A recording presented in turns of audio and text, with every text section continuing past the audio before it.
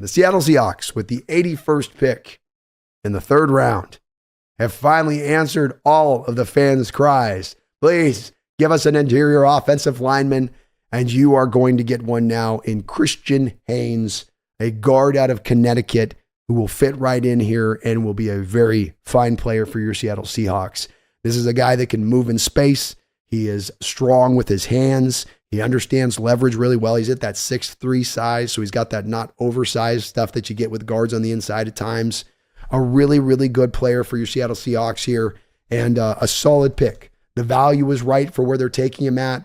He tested pretty well with a 5.03 40-yard dash, 1.75 10-yard split, 33-inch vertical. He was an uber moving kind of interior lineman, but good enough for this spread scheme. He has got lethal hands when they strike. When he hits you with those initial hands, they are very, very, very heavy. Didn't see any issues with him picking up blitzes. 4-year starter. He is the type of offensive lineman you want to see, where you get a lot of these offensive linemen that will just try to do barely enough on their job, right? They're waiting for the whistle to blow. They're just going to block the guy for a little while, and then they'll back off and they'll be like, okay, I did my job. This guy will play to the echo of the whistle. He will be mean with it. He will look to try to pancake you. He will keep fighting you until basically the ref has pulled you off of it.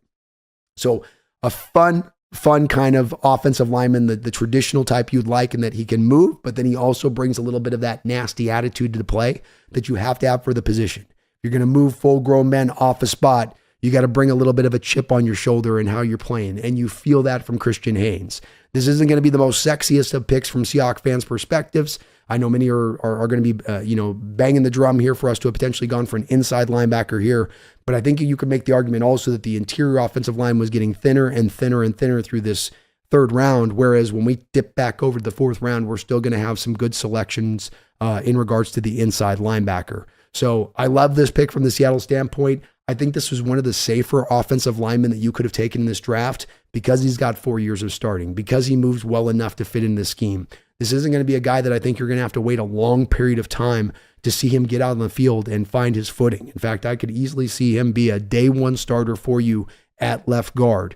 And he was as good of a guard prospect as you were going to find in this draft. It wasn't a great, big, deep divide between a guy like Cooper Beebe going down to a guy like Christian Haynes. They were all into kind of that second, third round rated territory, but a good player, a guy with a nice high floor, may not have a huge monstrous ceiling on the other side of it, but I like his overall game. There's not some big deficiency that he's bringing where he's good as a run blocker, but he sucks in pass protection. He's solid all the way around as a player, and this is a guy that will immediately help the Seattle Seahawks offensive line. So good pick by John Schneider, good value for it here. I believe I had on my big board at the time somewhere in the neighborhood of a late second to third round guy here in this pick. So they pick him right in the right spot, out of reach kind of pick. This is where you'd have to pick this kind of guy, and especially understanding as we're watching through this third round where certain positions are having runs on them. If you didn't strike here to get an interior offensive lineman, you might very well have come back in the fourth round and there have been nobody there to go select, or that you're looking at picking through fifth, sixth round guys at that point. So John struck at the right time here. The offensive line's in a lot better shape with this kid on board, and I'm excited about this pick.